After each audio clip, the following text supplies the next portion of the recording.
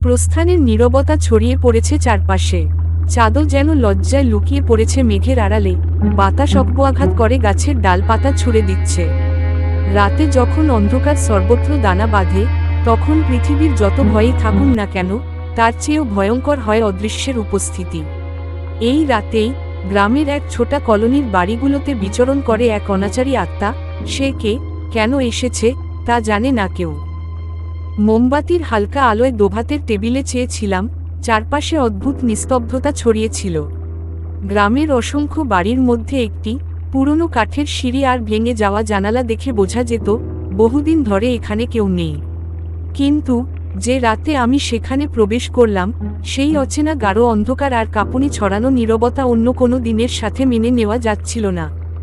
জানালার একটি ধুলোয় আচ্ছন্ন কাচের ফাঁক দিয়ে হাওয়া এসে ধীরে ধীরে বাতির শিখার সঙ্গে খেলা করছিল। বাতির নিচে পড়েছিল কোনো মানুষের পায়ের ছাপ, কিন্তু স্তব্ধ বাতাস কোনো শব্দ শোনাচ্ছিল না। আমার হৃদস্পন্দন বেড়ে চলছিল, বুকের ভেতর অচেনা এক অশান্তি দশ নামাচ্ছিল। আচমকা সিঁড়ি থেকে ভাঙা একটি কাঠের টুকরো মেঝেতে ঠেসে পড়ল, যেন কেউ ধীরে ধীরে পায়ের ফাঁক ছাড়ছিল। সিঁড়ি বেয়ে ধীর পায়ে নেমে এলাম, বাতাসে গারগার করার মতো ধোঁয়াটে গন্ধ মিশেছিল। ঠিক সে সময় ঘরের এক কোণে চোখে পড়ল এক ছায়ামূর্তি, সাদা পোশাক, দীর্ঘ কালো চুল এবং চোখে নামতি কাল্পনিক এক বিষাদ। সে যেন আমার দিকে তাকিয়েছিল, চোখের মুঠো তার দুঃখ আর ক্রন্দন সম্বলিত। আমার গলায় খাদির ভয় চল্লিশাচ্ছিল, কিন্তু কথা বলতে না পারেও সে করুণার আহ্বান জানাচ্ছিল, আমাকে মুক্তি দাও। আমি ধীরে ধীরে এগিয়ে এলাম। তার পদচারণা নীরব, অথচ আমার হৃদয় স্পষ্ট শুনছিল তাণ্ডবের টোকা। সে হাত বাড়িয়ে আমাকে স্পর্শ করতে চাইল, স্পর্শে ঠান্ডা যেন আমার হাত ধরে ছড়িয়ে পড়ল, ঢের চিৎকার করল মনে। আমি ফিরে যেতে চাইল, কিন্তু পায়ের শক্তি সঞ্চয় করতে পারছিলাম না। আমি বুঝতে পারি তার কাহিনী অল্প কিছুর জন্য লুকিয়ে আছে। অনেক বছর আগে এই বাড়ির মালিকের এক মেয়ে অন্যায়ভাবে মারা গিয়েছিল। গ্রামের লোকেরা বলতো ও একদিন নিখোঁজ হয়, সন্ধ্যার পর আর ফিরল না। সবাই ভেবেছিল ও পালিয়েছে, কিন্তু মাকে স্বামী ও নিঃশব্দ কান্নায় ভেঙে পড়েছিল। দিনের পর দিন মনের অবশিষ্ট কষ্ট ঘরে ঘুরে বেড়াচ্ছিল। এক রাতে মা কেঁদে বাঁশের আলো বাতাসে ছেড়ে মৃতের সদাপ্রশ্ন রেখে গেল, কিন্তু কেউ কোনো সাড়া পায়নি। ঘটনাটি ঠিক কি সে আমার হাতে জানায়নি, শুধু চাহনি দিয়ে বোঝায় আমার জীবনের অন্যাযতা মেনেছে কেউ। আমি প্রশ্ন করলাম, কিন্তু তার ঠোঁট থেকে স্রোত যন্ত্রণার শব্দই বেরোল, আমার ইচ্ছা পূরণ করো। কল্পনাতীত এক ভয়ের মাঝেই আমি সাহস জোগাড় করে বলি, তোমার ন্যায়বিচারের জন্য কি করতে চাই। সে মিথ্যাচারের ছাপ দূরে সরিয়ে নিয়ে আসল এক পুরনো ডায়েরি, পাতাগুলি হাবুডুবু খেলছিল। ডায়েরিতে লেখা ছিল তার মৃত্যুর দিন এবং চাপা পড়া অপরাধীর নাম। কেবল নাম নয়, ঘটনার বর্ণনা, স্থান, সময় সবই ছিল অতি নির্ভুল। সেই নামে গ্রামের এক প্রভাবশালী ভূমিদূষণকারী, যিনি তাকে নির্যাতন করে হত্যা করেছিল। ঘুমিয়ে থাকা নিরপরাধের রক্ত ধুয়ে নিতে হবে, তবে শাস্তি দিতে কঙ্গালিপন করতে হবে না, বরং সত্যের আলো সামনে আনতে হবে। আমি ডায়েরিটি পাঠ করতে পেরে কাঁপিলাম।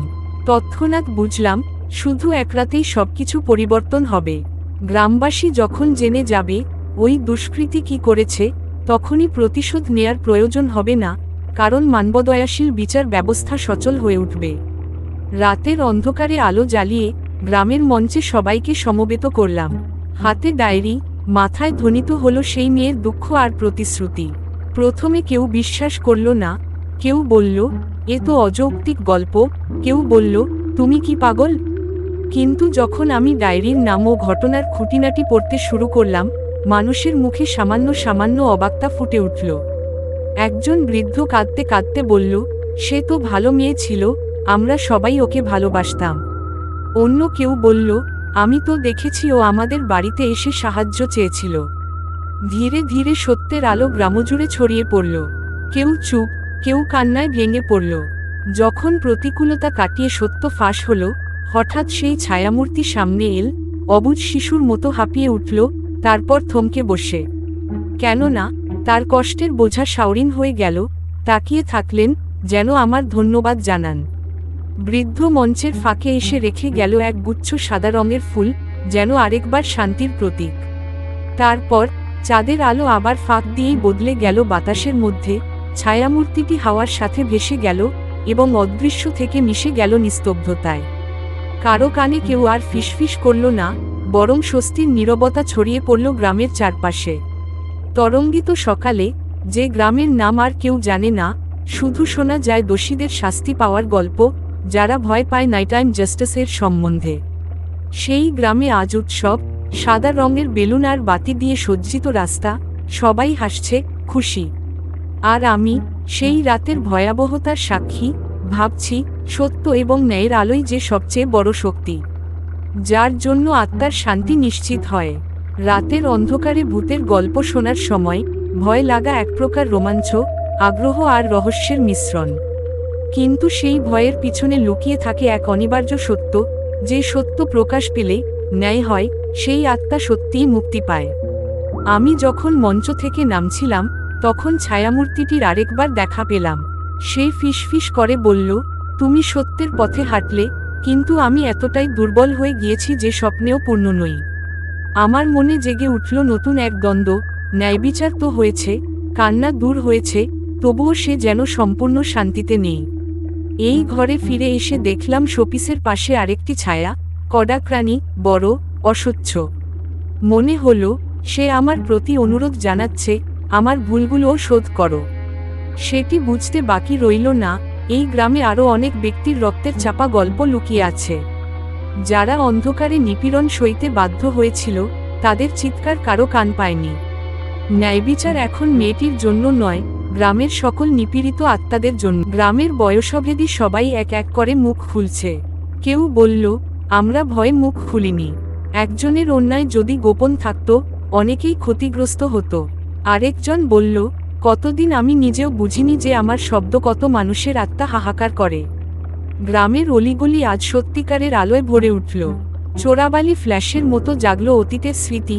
দিনের পর দিন নিপীড়িত ছেলেমেয়েরা রাতের আধারে চিৎকার করত, বিমুটু শক্ত হয়ে বিস্তারিত স্বপ্নে বন্দী হতো। কেউ কেউ আত্মীয় স্বজনের হাতে ঔদ্ধত্যের শিকার, কেউ নিরপরাধের মতো টেনে আনা হতো নির্জন গোপন ঘরে। আজ তাদের ঋণ শোধের পালা, কিন্তু সারাতে হবে কখনোই হিংসাত্মক নয়, বরং প্রত্যয় আর সত্য উদ্ভাসিত করে। একটি পুরনো কবরস্থান পর্যন্ত নিয়ে গিয়েছিল আমারা। সেখানে মাটি খুঁড়ে বের করে তুললাম একটি লাল কালো মিশ্রিত পুঁতি, একসময় নির্যাতনের যন্ত্র ছিল।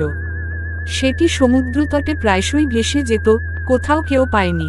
আজই হলেও তা আমরা পুরোপুরি দাহ করলাম, যেন আর কোনো অশান্তি আর ফিরে না আসতে পারে।